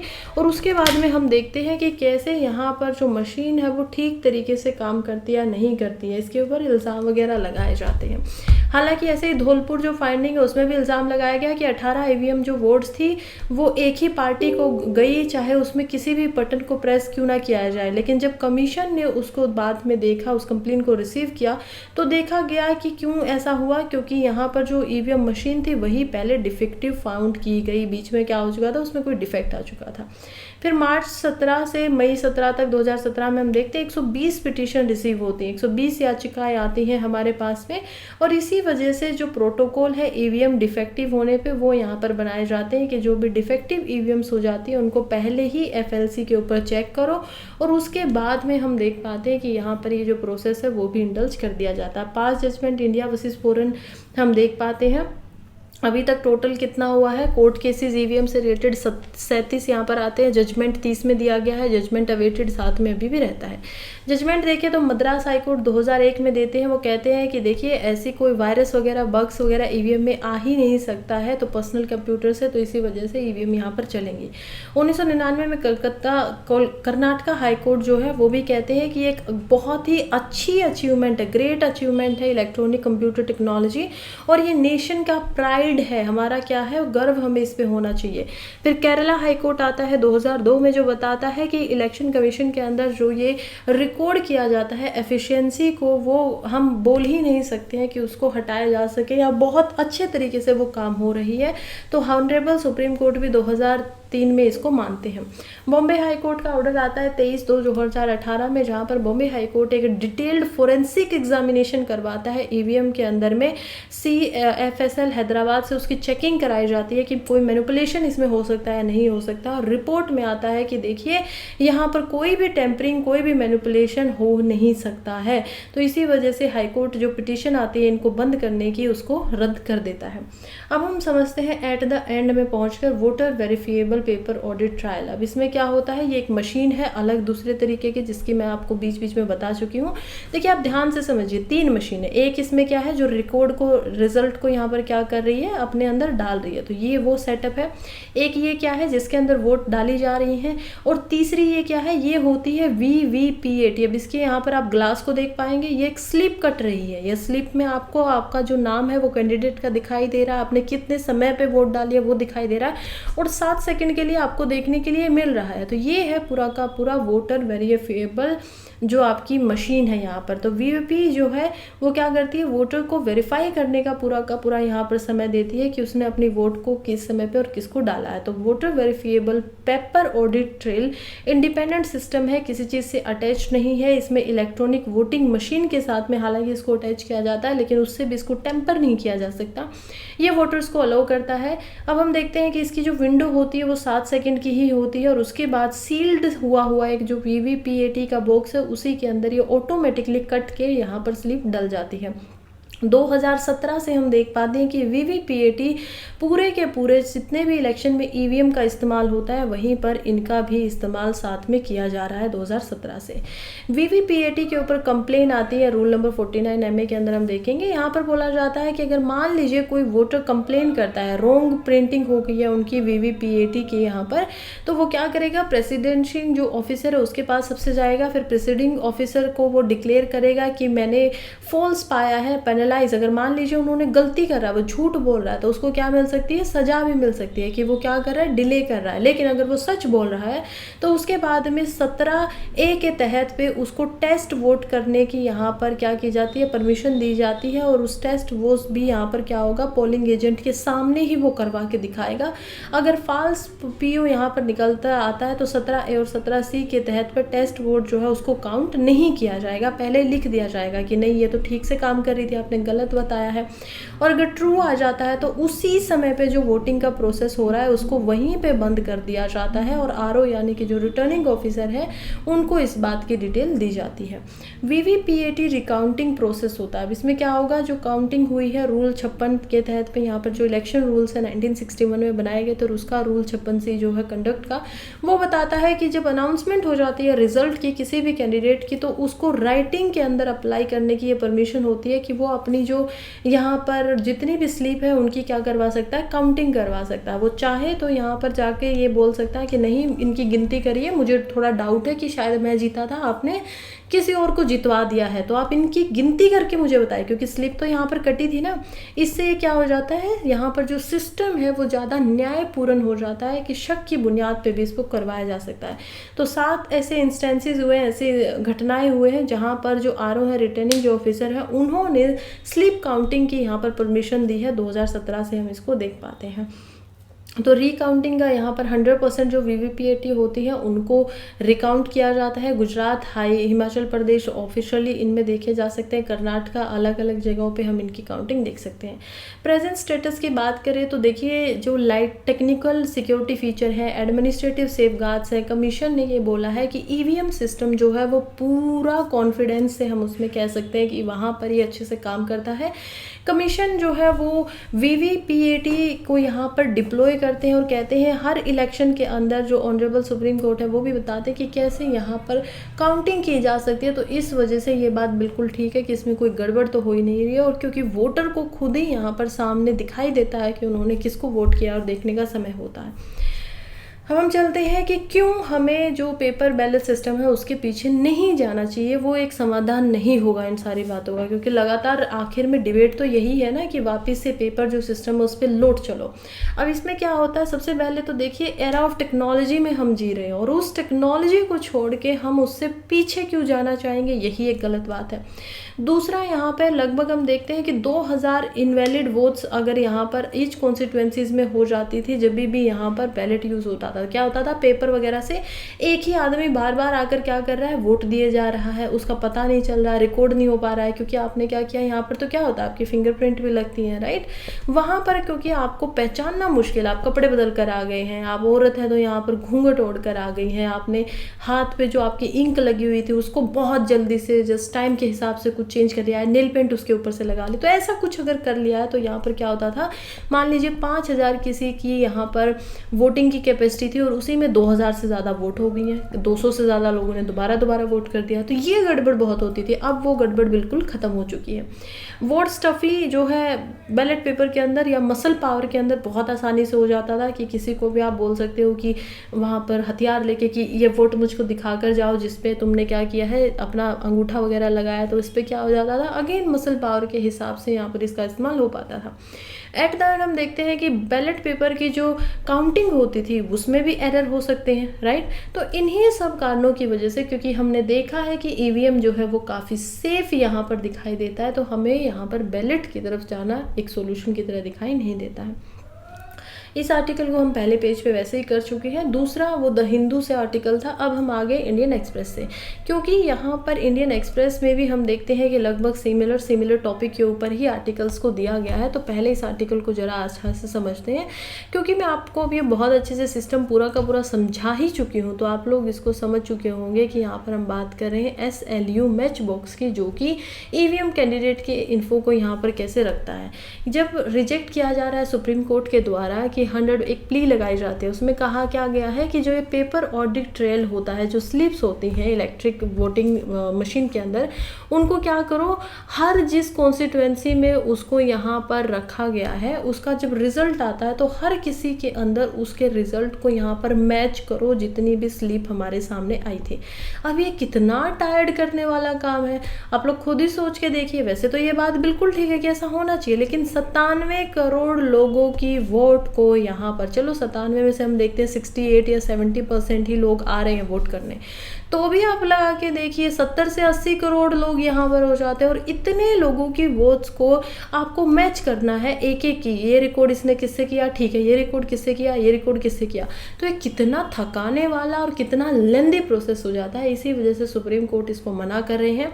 हालांकि सुप्रीम कोर्ट ने बोला है कि देखिए जो ये पूरा की पूरी डिटेल होती है ना आपकी SLU के अंदर में, जो आपने डाटा डाला है कौन से कैंडिडेट को किस नंबर पे रखा जाएगा, फिर हम वीवीपैट की स्लिप है, इन सबको आपको 45 दिनों तक सेव करके रखना है, ताकि अगर पिटीशन आती है, कहीं पे गड़बड़ी की उम्मीद होती है, तो उसको चेक कर दिया जा सके। ये पूरा का पूरा ये आर्टिकल था। बहुत डिटेल में मैं अब जाना नहीं चाहती, क्योंकि पहले ही मैं आप लोगों को इसको अच्छे से समझा चुकी हूँ। नेक्स्ट आर्टिकल जो कि है full cross checking mismatches return to paper 5 argument supreme court rejected. Again ये वही आर्टिकल है, उसी से रिलेटेड। यहाँ पर क्या देख पा रहे हैं हम, 2 जस्टिस को देख पा रहे हैं जो कि सुप्रीम कोर्ट में इस केस के ऊपर पूरे तरीके से लगे हुए हैं। इनमें से एक जो है वो है जस्टिस संजीव खन्ना और दूसरे जो है वो है दीपांकर दत्ता। तो ये दोनों को ही हम देख पाते हैं कि कैसे इनके पास पिटीशन जाती है, और ये 100% यहाँ पर जो वेरिफिकेशन थी कि वोट्स की 100% वेरिफिकेशन करो, उसको ये रिजेक्ट कर देते हैं और कहते हैं कि केयर यहाँ पर बिल्कुल ध्यान रखना चाहिए, ध्यान के साथ में कोशिश भी थोड़ा हो जाना चाहिए जब इंटीग्रिटी की बात आती है। और इसके ऊपर यहाँ पर जो ये लगाई जा रही है फुल क्रॉस वेरिफिकेशन, कौन लगा रहा है, association of democratic reform ADR, जिनकी वजह से यहाँ पर जो प्ली लग के हमें ये जो पूरा का पूरा इलेक्टोरल बॉन्ड का इशू था और इलेक्टोरल बॉन्ड की सारी डिटेल्स थी उनके बारे में हमें पता चलता था, यही थे वो। इनके साथ में कुछ और ऑर्गेनाइजेशन, कुछ और NGOs भी थे। ये अब कहते हैं कि हर वोटर को ये अधिकार है कि उसकी वोट को वेरीफाई किया जा सके। सुप्रीम कोर्ट का खुद का बयान है कि देखिए आपको 7 सेकंड दी जाती हैं, अगर ये 7 सेकंड आपको मिल रही है तो बाद में फिर से वेरीफाई कराने का पहली बात तो यहाँ पर क्या मतलब रह जाता है, वो वेरिफिकेशन हो ही जाता है। दूसरी बात, आपको फिजिकल एक्सेस तो नहीं मिल सकता, VVPAT जो स्लिप्स हैं वो फिजिकली आपको नहीं दी जा सकती, क्योंकि उनको भी काउंटिंग के पर्सपेक्टिव से यहाँ पर रखा जाता है। और 7 सेकंड के बाद में जब ये स्लिप कट हो जाती है तो परमानेंट अटैच हो जाती है VVPAT की मशीन के बॉक्स से। तो ये कह रही है कि देखिए एक तो टेम्पर करना मुश्किल है, बहुत ही मुश्किल, मतलब हो ही नहीं सकता है EVM के अंदर में, जिस हिसाब से हम उसके टेक्निकल और सभी फीचर्स को देख पा रहे हैं। तो ऐसा नहीं हो सकता है कि जो कह रहे हैं ना कि पूरी क्रॉस चेकिंग करो, ये नहीं होगा। मिसमैसेज वगैरह वैसे ही नहीं आते, पेपर पे रिटर्न होने की तो बात आ ही नहीं रही है। सुप्रीम कोर्ट के दोनों जज यहाँ पर इसको पूर्ण तरीके से मना कर देते हैं। खैर आगे बढ़ने से पहले मैं आपको बता दूं कि मेरा एक यूपीएससी स्प्रिंट नाम का टेलीग्राम के ऊपर भी चैनल है, जिस पे आप लोग मेरे साथ जुड़ सकते हैं, जहां पे आप कमेंट्स के थ्रू मुझसे बातें भी कर सकते हैं। इसमें क्या होता है, जितने आर्टिकल हम यहाँ डिस्कस कर रहे हैं उसके आपको प्रीलिम्स के नोट्स वहाँ पर मिल जाएंगे, तो न्यूज़पेपर से आपको खुद से कोई नोट मेकिंग करने की ज़रूरत नहीं होगी। दूसरी चीज़, जो टॉपिक से रिलेटेड क्वेश्चन पूछे गए हैं पहले के प्रीलिम्स के अंदर में, PYQs जो आए हैं जैसे कि 2020 2013 को हम देख पाएंगे, तो उनसे रिलेटेड उन सवालों को मैं आप लोगों को क्विज़ के रूप में दे देती हूँ, ताकि आप लोगों को भी जितनी इन्फॉर्मेशन यहाँ मिली है, जितनी नॉलेज यहाँ मिली है, उसको आप अच्छे से वहाँ पर यूज़ करके देख सके कि आप उसको समझ पाए हो या नहीं समझ पाए हो। मेन से रिलेटेड ऐसे आर्टिकल से कैसे सवाल आते हैं वो भी आपको मिल जाते हैं साथ ही में, और हम देख पाते हैं कि कैसे जो वीडियो आप देख रहे हैं इसका भी आपकी PPT के PDF रूप में मिल जाता है, सो दैट आप अच्छे से इसको समझ सके। अगेन पेपर बैलेट सिस्टम को हम देख पा रहे हैं, बार बार वही बात हो रही है। तो ये वो सिस्टम का एक रूप होता है जिसमें candidate A, candidate B, candidate C, उनके चिन्ह ऐसे दिखाए जाते हैं। ये जो होता है यहाँ पर आपको बटन को प्रेस करना होता है, और ये जो है इसके अंदर लाइट जल जाती है। अब ये ब्लैक है, जैसे ही आप इस बटन को प्रेस करेंगे वैसे ही यहाँ पर ये रेड हो जाएगा, तो बताएगा कि हाँ वोट जो है वो यहीं पे गई है कैंडिडेट A को, और फिर स्लिप जो आएगी कट के उसमें भी आप देख सकते हैं। ये पूरा का पूरा एक सिस्टम दिया गया है। सेकेंड फेज जो लोकसभा के इलेक्शंस का है वो शुरू हो गया है। 88 सीट्स जो है उनके ऊपर स्टेट में यहाँ पर इलेक्शन हो रहा है, और 61% वोटर्स का यहाँ पर हम टर्नओवर देख पाते हैं। 2019 में जो टर्नओवर था वो लगभग 69% था। अभी के लिए क्या आ गया है, 20 सीट जो केरला से है उसमें से 14 जो सीट है कर्नाटका से हम देख पाते हैं, 13 सीट राजस्थान से यहाँ पर, और महाराष्ट्र और उत्तर प्रदेश में भी है। इसमें हम देखें सबसे ज़्यादा जो हाईएस्ट वोटिंग परसेंटेज है वो रिकॉर्ड की गई है त्रिपुरा के अंदर, जो कि कितनी है 79.66%। हम देखते हैं इसमें जो लोवेस्ट वोटिंग की गई है यहाँ पर कि लोग कर सकते थे लेकिन किया नहीं, वो हुआ है यूपी के अंदर, जो कि केवल और केवल कितना है 54.85%, 85%। केरला का जो रिकॉर्ड है वो निकल कर आया है 70.35%, जो कि काफ़ी ठीक है। बिहार के अंदर कुछ जगहों पर बॉयकॉट किया गया है, जैसे बिहार की पूर्णिया जो डिस्ट्रिक्ट थी उसमें बॉयकॉट कर दिया गया है, क्योंकि वहाँ के जो नॉमिनेटेड यहाँ पर मेंबर थे वो इसमें पार्टिसिपेट नहीं कर पाए। तो इसी वजह से हम देखते हैं कि वहाँ से केवल जो डाटा निकल कर आया वो निकल कर आया 57.81%, और मणिपुर से भी अच्छा खासा यहाँ पर डाटा हम देख पाते हैं, जो कि ठीक ठाक मात्रा में हमें समझ में आता है कि इतनी ज़्यादा अभी वहाँ पर प्रोन थी, सिचुएशन ख़राब थी, लेकिन फिर भी डाटा जो है वो अच्छा खासा यहाँ पर निकला है।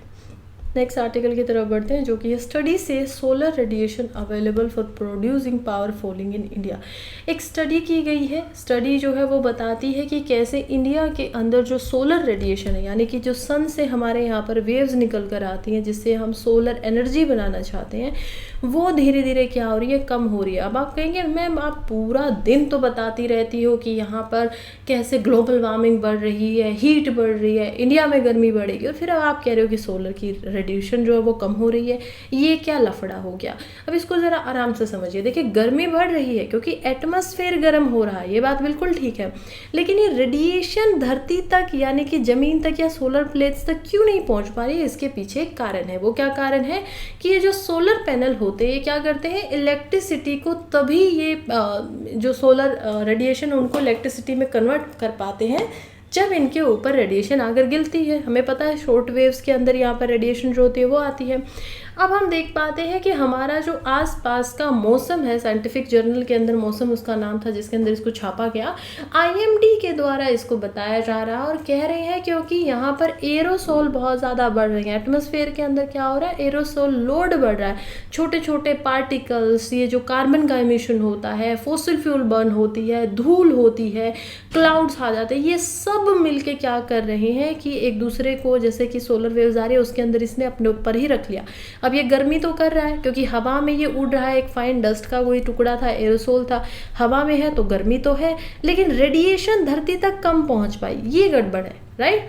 तो हम जो कर रहे हैं कि ये जो एरोसोल होते हैं ये सनलाइट को अपने अंदर ऑब्जर्व कर लेते हैं और या फिर इसको वहीं से अपने अंदर से डिफ्लेक्ट कर देते हैं, बाहर पीछे की तरफ फेंक देते हैं, ग्राउंड में नहीं जाने देते हैं, जिसकी वजह से हम देखते हैं कभी कभी क्या होता है, एयरसेल हमें पता है जैसे जैसे गर्मी ज़्यादा होगी वैसे वैसे वेपराइजेशन होगा, जैसे वेपर्स बनेंगे पानी गैस में कन्वर्ट होगा, वो यहाँ पर एटमॉस्फेयर में जाएगा, और जैसे ही एयरसोल वगैरह से डेंस होकर वो एक दूसरे से मिलेंगे तो क्या होते हैं, क्लाउड्स बनते हैं, यानी कि बादल का फॉर्मेशन यहाँ पर होता है। और इन बादल भी क्या करते हैं, एट द एंड में सनलाइट को ब्लॉक कर देते हैं। अब सनलाइट यहाँ तक इन तक तो आ जा रही है लेकिन नीचे नहीं आ पा रही है।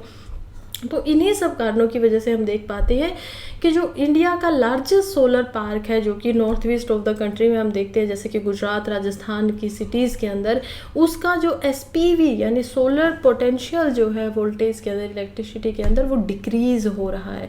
आज के समय पे इंडिया की टोटल जो सोलर पावर कैपेसिटी है वो है 81 गीगावाट, जो कि 1 गीगावाट के अंदर कितना यहाँ पर मेगावाट होता है, हम देखते हैं एक के अंदर यहाँ पर 1000 मेगावाट होता है MW, राइट।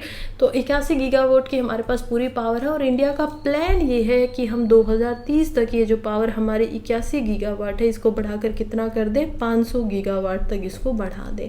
और अभी फ़िलहाल इसके लिए हमें क्या चाहिएगा, 280 गीगावाट की जो सोलर पावर है उसको बढ़ाना पड़ेगा एटलीस्ट 1 से 2 साल के अंदर अंदर, और उसके बाद हमारी जो 40 गीगावाट जो सोलर कैपेसिटी है उसको हम लगातार क्या करते रहे, एनुअली स्टेज पर बढ़ाते रहे, तब जाकर 5 साल में हमारा जो टारगेट है वो पूरा हो पाएगा। लेकिन फ़िलहाल के लिए हमें यही लग रहा है कि जब जो एरोसोल है ये ब्लॉक कर रहे हैं सनलाइट को अर्थ के ऊपर, तो जो 1980 से ही ये आंकड़ा हम निकाल रहे हैं कि कैसे ये लगातार यहाँ पर ब्लॉकेज जो है वो बढ़ती जा रही है, और इसी वजह से जो ग्लोबल सोलर रेडिएशन है वो जर्नली डिक्रीज़ हो रही है। और ये एक मतलब हम लोगों के लिए थोड़ा सिस्टम ये प्रॉब्लमेटिक हो जाता है कि हम एनर्जी ज़्यादा निकाल सकते थे लेकिन ये क्या कर रहा है, उसको कम कर रहा है। नेक्स्ट आर्टिकल की तरफ बढ़ते हैं, जो कि है sounding the Gavel on curative jurisdiction. देखिए आर्टिकल बहुत ही इंपॉर्टेंट है, लिखा गया है श्रीनाथ श्रीधवन और अनिरुद्ध कृष्णन के द्वारा। अब दोनों ही एडवोकेट हैं मद्रास हाई कोर्ट के अंदर में, यानी वकील हैं, और बात करते हैं कि कैसे सुप्रीम कोर्ट के क्यूरेटिव जुरिस्डिक्शन की। अब ऐसे सवाल होते हैं जो आपसे मेंस में पूछे जाते हैं। मेंस में कहाँ पर पूछा जाएगा, जीएस पेपर 2 के अंदर ये पूछा जाएगा, और पूछा जाएगा कि क्या क्यूरेटिव जुरिस्डिक्शन जो यहाँ पर सुप्रीम कोर्ट के अंदर एज अ रिफॉर्म की तरह लेकर आया गया है, वो क्यूरेटिव जुरिस्डिक्शन अच्छा है, ठीक है, उसके क्या क्या एडवांटेजेस हैं, उसके क्या क्या कंट्रोवर्सी है रिलेटेड, क्या वो क्रिटिकल, उसको क्रिटिसाइज क्यों किया जा सकता है, ये सब सवाल इससे उठेंगे। फिलहाल ये जो आर्टिकल लिखा गया है ये लिखा गया है यहाँ पर एक केस की लाइट में, जो कि होता है DMRC और यहाँ पर DMPL के अंदर। ये क्या है, ये एक रिलायंस की कंपनी है जो कि यहाँ पर जो दिल्ली रेल मेट्रो है, एयरपोर्ट रेल मेट्रो, उसका कॉन्ट्रैक्ट इन्होंने लिया हुआ था, ये उस पर काम करती थी। DMRC यानी कि दिल्ली मेट्रो रेल कॉर्पोरेशन है, जो कि गवर्नमेंट के अंदर आती है। एक हम गवर्नमेंट कंपनी को देखते हैं, दूसरी हम किसको देखते हैं, रिलायंस से रिलेटेड कंपनी को देखते हैं, जो कि उसके अंदर बनी हुई है, प्राइवेट कंपनी है। अब DMRC और यहाँ पर जो ये रिलायंस है क्या करती है, कॉन्ट्रैक्ट बनाते हैं, कहते हैं तुमको क्या करनी है, रेलवे जो एयरपोर्ट की लाइन है मेट्रो की दिल्ली की, उसको तुम्हें बनाना है अच्छे से। अब इसके लिए कोई भी कॉन्ट्रैक्ट अगर बनेगा तो उसमें कुछ शर्तें भी होंगी, उसमें कुछ बातें भी होंगी। उन्हीं शर्तों में से कुछ बातें लिखी जाती हैं यहाँ पर रिलायंस की तरफ से भी, कि क्या क्या कंडीशन होनी चाहिए जब हमारी जो मेट्रो होगी वो अच्छे से चल पाएगी, नहीं चल पाएगी, क्योंकि पैसा लगाया जा रहा है। अब यहाँ पर कुछ शर्तें कुछ यहाँ पर टूट जाती हैं 2018 के अंदर। ये क्या करते हैं, जाते हैं आर्बिट्रेटर के पास में। आर्बिट्रेटर कौन होता है, आर्बिट्रेटर होता है जो समझौता करवाता हो, यानी कोर्ट से बाहर ही आपका आर्बिट्रेशन हो जाए, समझौता हो जाए। समझौता जब नहीं हो पाता है तो DMRC से यहाँ पर हाई कोर्ट की तरफ लेकर जाते हैं, क्योंकि ये क्या चाहता था, रिलायंस की जो कंपनी थी वो चाहते थे कि यहाँ पर ये सेफ़ नहीं है, जो मेट्रो वगैरह के ऊपर काम होना चाहिए था, डिलेज बहुत किए गए हैं, सेफ्टी अभी तक पूरी की पूरी नहीं है, तो इसी वजह से हम काम नहीं करना चाहते और कॉन्ट्रैक्ट को तोड़ना चाहते हैं, और हमें क्या मिलना चाहिए, 5000 करोड़ से लेकर 8000 करोड़ DMRC के द्वारा यहाँ पर रिलायंस को एज अ कंपनसेशन, या जो उनका पूरा खर्च हुआ है उनको वापस दिया जाए। अब यही केस पहुंचा है हाई कोर्ट के द्वारा। अब हाई कोर्ट क्या करता है, इसको कहता है कि नहीं ऐसा नहीं होगा और तुम लोग समझौता करो और वापस से काम शुरू करो। सुप्रीम कोर्ट में भी ये केस पहुंच जाता है, और सुप्रीम कोर्ट भी यहाँ पर क्या करते हैं, खुद से, एक्चुअली पहुंचता नहीं है, सुप्रीम कोर्ट खुद से क्यूरेटिव जुरिस्डिक्शन के अंदर आते हुए कहते हैं कि नहीं, आप जो है इस तरीके से यहाँ पर काम करते रहिए। अब इसके ऊपर सवाल उठता है कि कभी कभी सुप्रीम कोर्ट ऑफ इंडिया जो है वो एक एक्स्ट्रा ऑर्डिनरी कोर्ट होने के साथ साथ में यहाँ पर क्या बन जाता है, क्रिटिकल थोड़ा बन जाता है। अब देखिए ये जो क्यूरेटिव है जुरिस्डिक्शन, ये 2002 के अंदर सुप्रीम कोर्ट लेके आता है। अब इसमें क्या है, वैसे ही supreme court high court of appeal है, फेडरल कोर्ट है, उसमें अंदर आप सबसे बाद में जा सकते हैं। कोर्ट का फंक्शन एडवाइजरी जुरिस्डिक्शन का भी है कि वो किसी को सुझाव भी दे सकते हैं, जैसे कि प्रेसिडेंट को ऐसा एडवाइस देते हैं यहाँ पर। फिर हम देखते हैं कि अपने ही खुद की जजमेंट को करेक्ट करना, क्यूरेटिव क्या होता है, क्योर करने से शब्द से बना है कि सुधार करना, अपने ही कोई गलती कर दी है उसको करेक्ट कर देना है, ठीक कर देना है। तो ये पावर जो सुप्रीम कोर्ट लेकर आया है अपनी खुद की जजमेंट जो उससे पास्ट में दी गई है उनको करेक्ट करने का, ये एक क्वेश्चन मार्क उठा देता है कि सुप्रीम कोर्ट की दी हुई वर्डिक्ट फाइनल होगी या नहीं होगी। देखिए इनका बोलना है कि समाज के अंदर जो हमारी सोच होती है वो एक्चुअली में बहुत ज़्यादा टाइम पे ठीक गलत की सोच, राइट रॉन्ग की सोच जो बनती है, इन्फ्लुएंस होती है, वो बनती है कानूनों से, लॉ से। और जब वही लॉ 5 साल के बाद में सुप्रीम कोर्ट कहता है कि ये तो गलत है, क्यूरेटिव करके अब हम इसको ठीक कर रहे हैं, तो वो क्या बन जाते हैं, सोसाइटी के ऊपर कन्फ्यूजन बन जाता है कि क्या सही में ठीक है, क्या सही में ठीक नहीं है। इसी वजह से दोनों ऑथर का मानना है कि ये जो क्यूरेटिव जुरिस्डिक्शन है ये एक्चुअली के अंदर में थोड़ा सा क्या लग रहा है, क्रिटिकल दिखाई दे रहा है, कंट्रोवर्शियल दिखाई दे रहा है। और सुप्रीम कोर्ट को यहाँ पर क्या करना चाहिए कि जो क्यूरेटिव जुरिस्डिक्शन वो करते हैं, कोर्ट जब अपनी मिस्टेक को ठीक करना चाहते हैं तो उनको अपनी मेरिट जो होती है मिस्टेक की ठीक करने के लिए, बिल्कुल ठीक बात है कि कोई अपनी मिस्टेक को ठीक करना चाहे तो ये तो बहुत अच्छा काम हो गया ना, तो ये भी ठीक बात है। इसी वजह से जुडिशियल रिफॉर्म्स के अंदर यहाँ पर गिना जाता है। लेकिन इसमें यह भी माना जाता है कि सुप्रीम कोर्ट कई बार क्या कर देता है, अपनी पावर्स को ओवर रीच करने की इससे कैपेसिटी उसके अंदर आ जाती है। कानून के ऊपर यहाँ पर क्या लिए जा सकते हैं, सवाल जो है वो चेंज किए जा सकते हैं।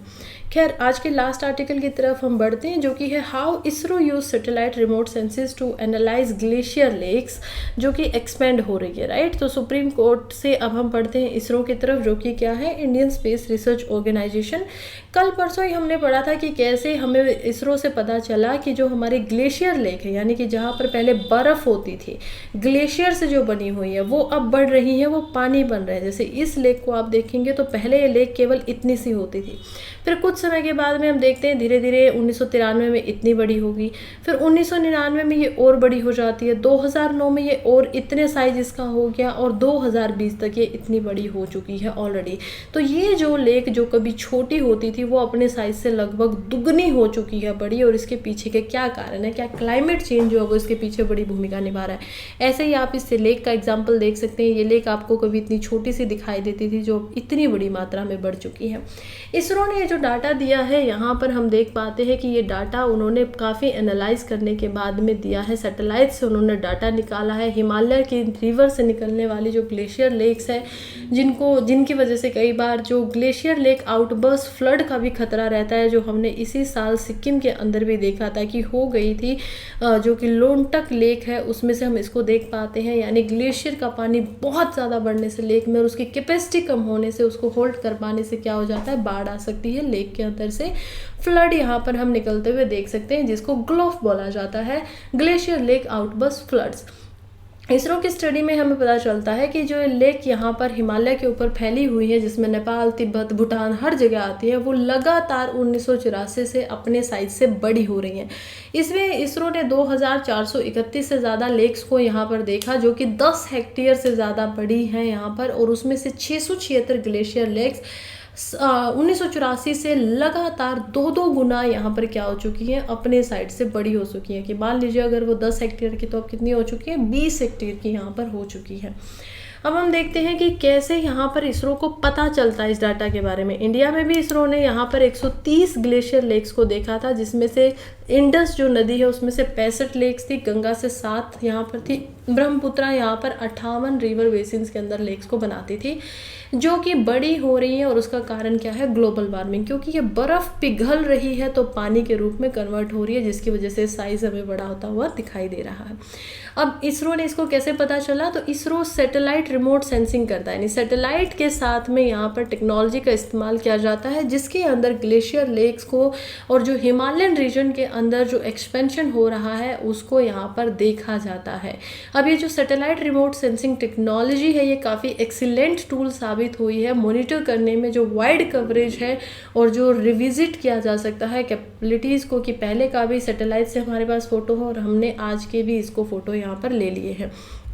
तो यही है कि सैटेलाइट से जो डाटा लॉन्ग टर्म का चेंज का निकाला जाता है उसको एनालाइज करना आसान है, देखा जा सकता है ग्लेशियर लेक के जो डायनेमिक्स है वो कैसे चेंज हुए हैं, बदलाव उनमें आया है, तो ये यहाँ से हमें समझ में आ जाता है।